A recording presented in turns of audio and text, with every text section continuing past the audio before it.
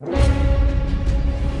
August 6 of 1945, one of the most technologically sophisticated weapons known to man was used for the first time on the Japanese city of Hiroshima. A 15-kiloton gun-type fusion weapon loaded with over 145 pounds of highly radioactive uranium, an atomic bomb codenamed Little Boy.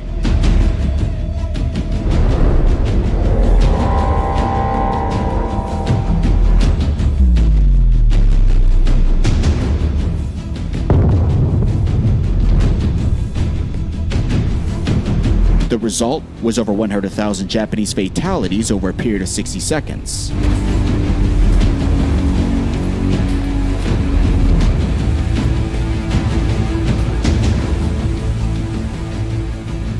Though many military analysts believe that one nuclear detonation over a large populated area would be enough to bring a swift end to the Second World War, Japan was determined to fight on.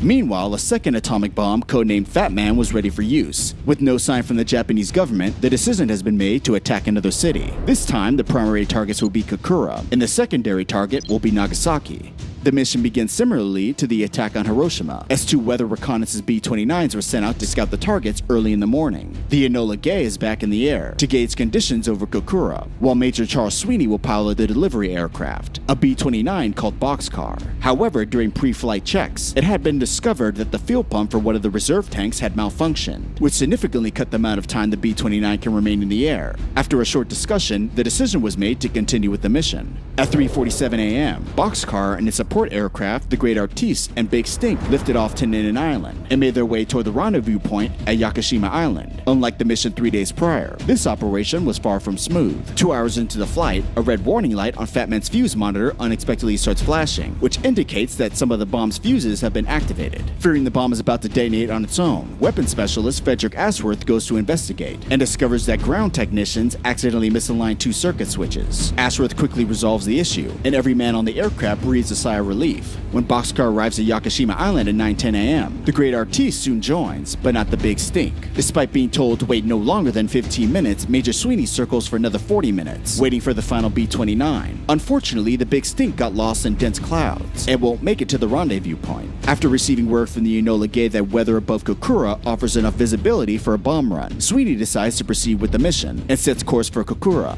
At 9:50 a.m., Fat Man is armed, and the crew prepares themselves for the climactic moment ahead. Meanwhile, weather conditions begin to deteriorate over Kokura, just as the Enola Gay has left the area. Worse yet, Japanese defenses are put on high alert after the departure of the weather aircraft, which will make the mission more difficult. Boxcar and the Great Artiste arrive over Kokura at 9:44 a.m. to find the city shrouded in clouds and dense dark smoke. The aircraft initiate a bombing run, but the bombardier, Captain Kermit, reports to Sweeney that he can't find the aim point through the clouds and dense smoke. Sweeney has been strictly ordered to bomb visually rather than using unreliable radar guidance, so the placement can be as close to the target as possible. Both aircraft break off the bombing run and try again, but Kermit again can't find the aim point. Smoke from an American firebombing attack on the nearby city of Yatawa is obscuring the target, and the Japanese industrial factories in the area are producing thick black smoke. The commander of the U.S. Air Force's 21st Bomber Command, Major General Curtis LeMay, has escalated the firebombing campaign of Japanese cities following the attack on Hiroshima. Although the renewed strategic bombing campaign is intended to bludgeon the enemy into surrendering, it is now working against this mission.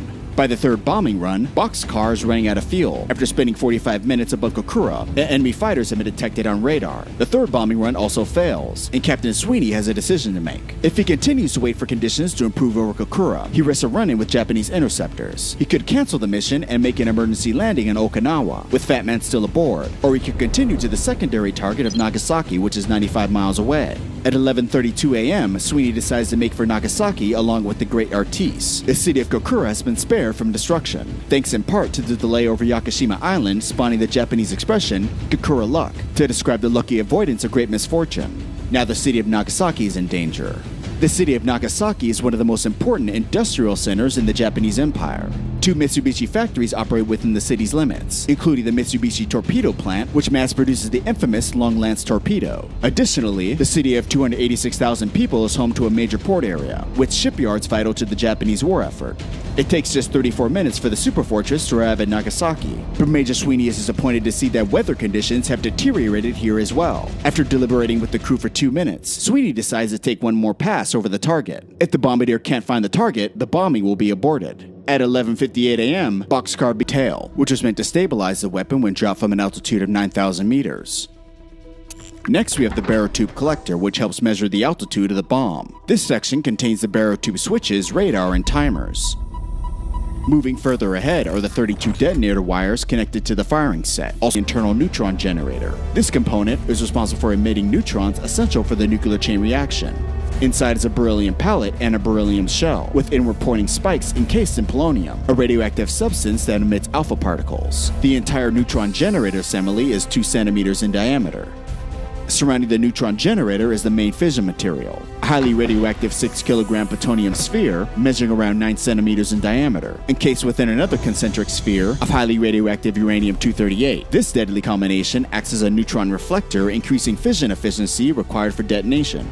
Surrounding the uranium sphere lies a thin layer of plastic shell made of acrylic thermoplastic enriched with boron. This component absorbs slow-moving neutrons, preventing pre-detonation. The critical components for the fission reaction are encased in a thick layer of aluminum, known as the aluminum pusher, which uniformly transfers shock waves from the explosives to the uranium core. The aluminum sphere is surrounded by 32 blocks of faster explosives, consisting of 61% RDX and 39% TNT. An additional layer of 32 explosive blocks comprised of 70% boron nitrate and 30% of TNT lies outside, forming an explosive lens to shape the detonation wave. Each explosive block contains a detonator for initiation. This assembly is referred to as the physics package, which is encased in a fixed steel case to contain the explosion of fast and slow explosives. Precise and simultaneous detonation of all explosive blocks is critical for a symmetric detonation, ensuring a nuclear chain reaction. Lastly, the X unit, an electric component with capacitors, produces electric current, distributing it simultaneously to all 32 detonators.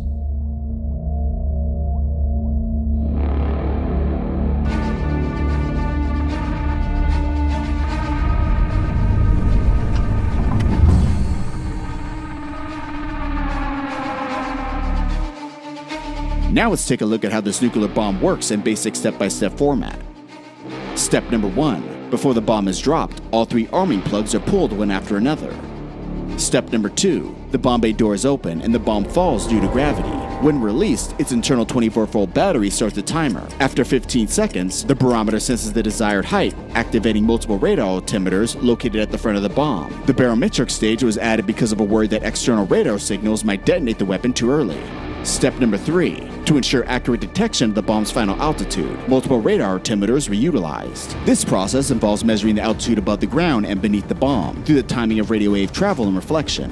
Step number 4. Once the correct height was sensed, the X firing switch activates, sending signals through the 32 wires to the explosive detonators. Step number 5. The outer faster charge explodes inward, followed by the inner ring of explosives creating a concave shock wave. Step number 6. The explosion travels to the aluminum pusher, breaking the boron plastic sphere. Step number 7. The shock waves travel towards the uranium-238 sphere. This makes the plutonium sphere denser, compressing it further in the process. The extreme forces crush the beryllium shell and the polonium, releasing neutrons required for a fission reaction.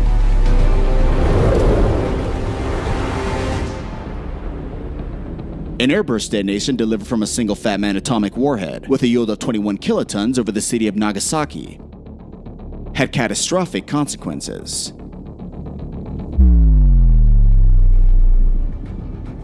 Upon detonation, an immensely hot and luminous fireball was formed, expanding to a radius of 222 meters, vaporizing everything in its path. Those near the blast were evaporated, and within a 760-meter radius, all buildings were destroyed, killing 16,000 Japanese civilians in a matter of seconds.